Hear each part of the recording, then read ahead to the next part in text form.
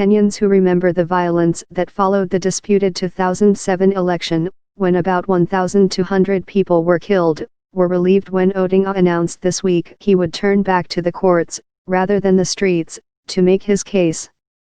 Odinga also went to court to challenge the 2013 election result, and his decision to turn to the judiciary helped quell violence then. Lawyers for Odinga's National Super Alliance did not speak to reporters as they entered the court just 90 minutes before it closed for the weekend and the deadline for delivering their petition expired. But a statement from Dennis Onyango, a spokesman for Odinga, gave details of the petition, saying votes for the opposition had been removed from the sum of the totals. The statement also accused election officials of faking documentation. NASA, party, removed from polling stations and replaced by imposters who were caused to sign fictitious names and sign blank result forms, the statement said.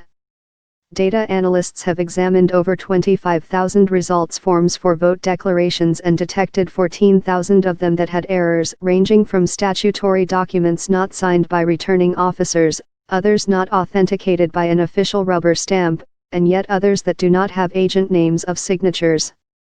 He did not give any specific examples. The nature and extent of the flaws and irregularities so significantly affected the results that the IEBC, Election Commission, cannot accurately and verifiably determine the number of votes any of the candidates received, the petition concluded. The Supreme Court has 14 days to hear and determine the petition, a constitutional requirement designed to minimize the period of uncertainty in case of an electoral dispute. If the court upholds the election, Kenyatta will be sworn in.